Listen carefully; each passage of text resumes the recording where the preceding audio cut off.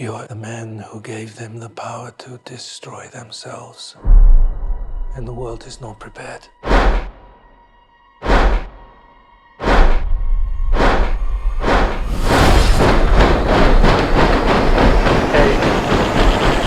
7, 6, 5, 4.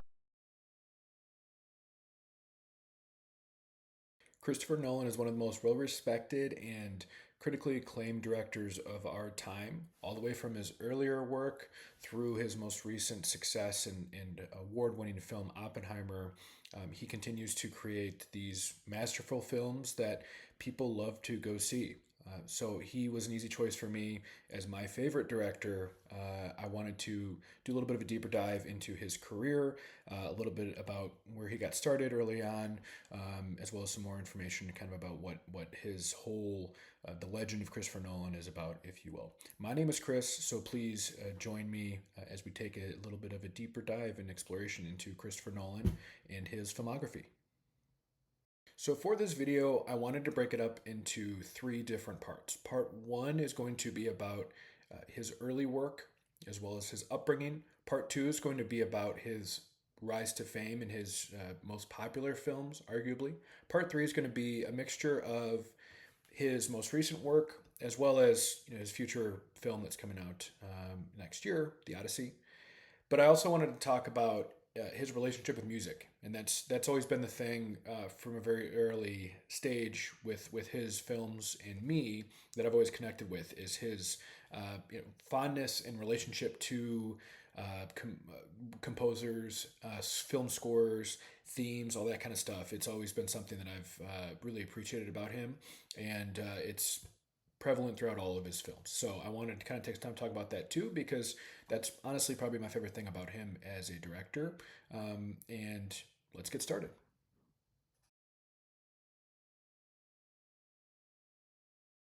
Christopher Nolan was born in London on July 30th, 1970.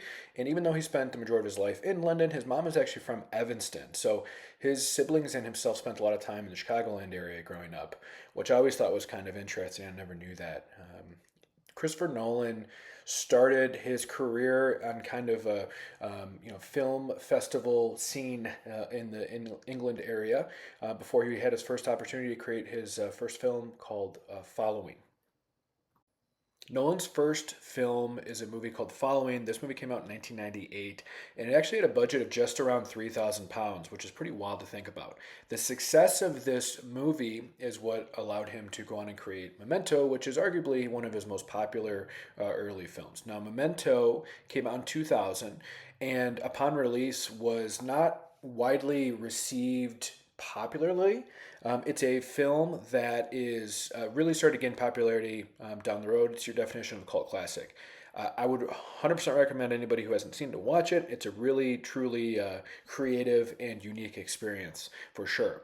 His success with this film ultimately put him on the map, however, and allowed him to go on and create more kind of larger budget films, including most notably Batman Begins, which really changed the trajectory of his career and ultimately allowed studios to feel comfortable with giving him large amounts of money.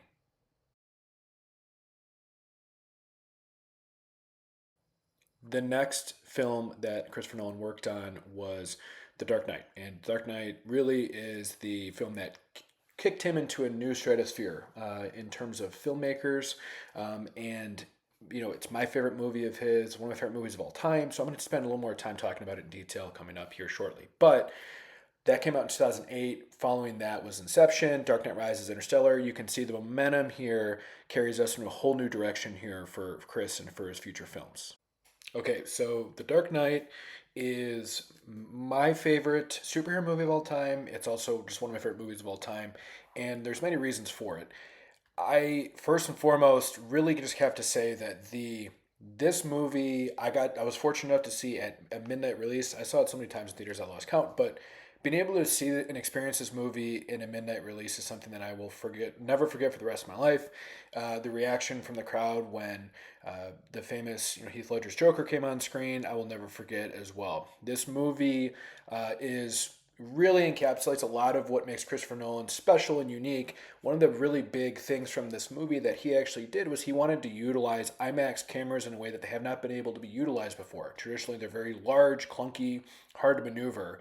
He figured out ways on shooting this film to be able to utilize these cameras in a way, a more mobile way that haven't been able to be used before. Following the tremendous success of The Dark Knight in 2008, 2010 brought Inception, which was an original idea from Christopher Nolan that he'd been working on for a long time. And basically, the studio gave him a blank check to just let him do whatever he wanted to do after the success of Dark Knight. And to this day, I got to see Inception at midnight, just like Dark Knight, and the audience's reaction to the end of this movie is one of my favorite cinema moments of all time. After Inception, Nolan ended up creating The Dark Knight Rises, which closed out the Dark Knight trilogy. Originally, they had story ideas of utilizing the Joker and Heath Ledger's character and all those things. And unfortunately, after Heath Ledger's death, they had to change plans and pivot and change the story. But Dark Knight Rises is still a very satisfying conclusion to the Dark Knight trilogy, which to this day remains my absolute favorite superhero movies of all time.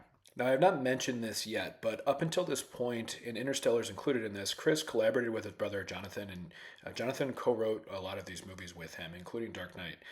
So I always thought that was cool. I got to continue to work with his brother throughout his career and Jonathan's career as well.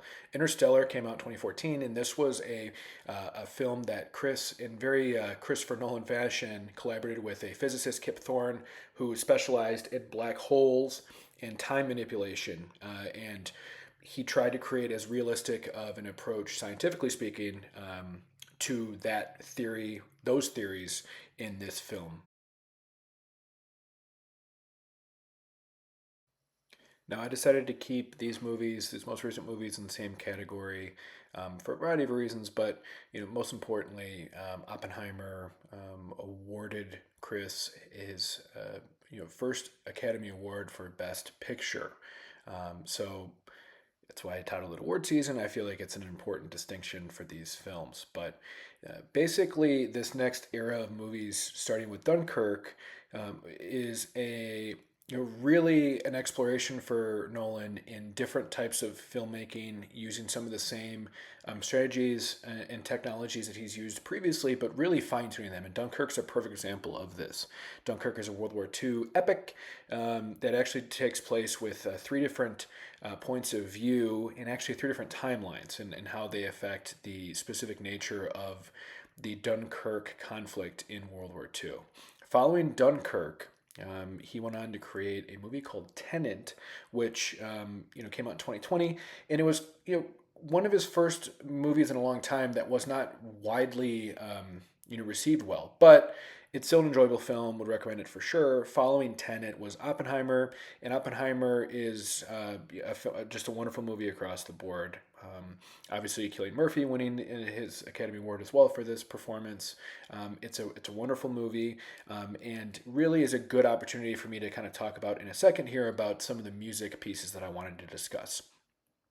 Now, following Oppenheimer's success in 2023, Nolan stepped away for a little bit, and it was reported last year that his new movie is going to be The Odyssey, which obviously is based on the famous novel of the same title. And this is supposed to be coming out in 2026. There hasn't been an official trailer yet. I'm really excited to see that, but this is going to be hopefully the first of many for him. To wrap things up, I wanted to get into some of the music element that I mentioned at the beginning of the video. I'm going to start with Ludwig Göransson. Apologies if I pronounce his name incorrectly. Now, Ludwig has been working with Nolan in his most recent few films, Oppenheimer, as well as Tenet, and he's also actually in the process of working on The Odyssey as well.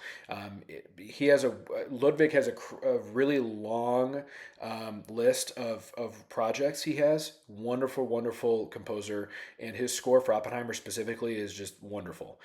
Hans Zimmer is probably the most famous of the collaborators when it comes to music and scores with Chris, and he's my one of my favorites when it comes to this. I have so many of the soundtracks saved over the years of different films that they've worked together on.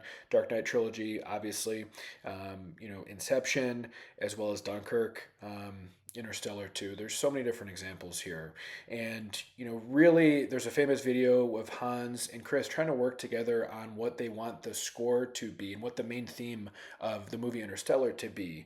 And Hans basically presents this very sad, very simplistic song to Nolan, based on a prompt of basically saying goodbye to your son, and it's a great video. Would recommend watching it, but. Music is just the last of a lot of different reasons why Christopher Nolan is my favorite director, and I can't wait to see what he has coming forward. And if you haven't checked out any of these movies, or some of them, could not recommend it strongly enough. Thank you so much for watching. Have a great day.